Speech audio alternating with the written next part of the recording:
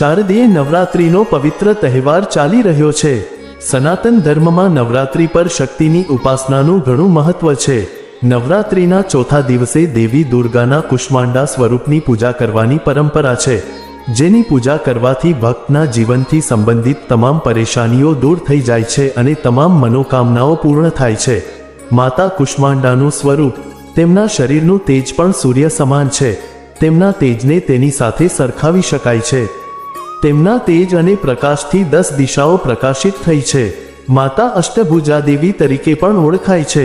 તેમના 7 હાથોમાં અનુક્રમે કમંડલું, ધનુષ્ય, બાણ, કમળનું ફૂલ, અમૃત ભરેલું વાસણ, ચક્ર અને ગદા છે। 8મા હાથમાં એક માળા છે જે તમામ સિદ્ધિઓ અને સંપત્તિ આપે છે અને એમનું વાહન સિંહ છે। માં કુષ્માંડાની પૂજા વિધિ।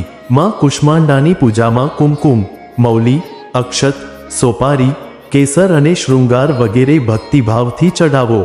જો સફેદ કોળું અથવા કુમ્હરા હોય તો તેને માતા રાણીને અર્પણ કરો।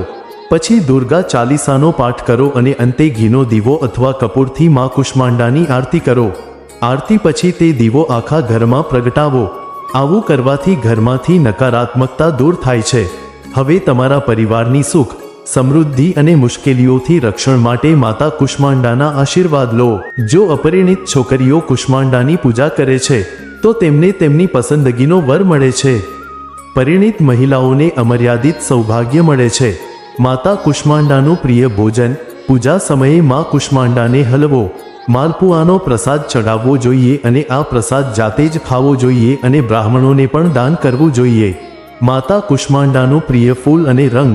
માતા કુષ્માંડાને લાલ રંગ પસંદ છે, તેથી પૂજા દરમિયાન તેમને લાલ રંગના ફૂલ જેમ કે જાસૂદ, લાલ ગુલાબ વગેરે અર્પણ કરી શકાય છે।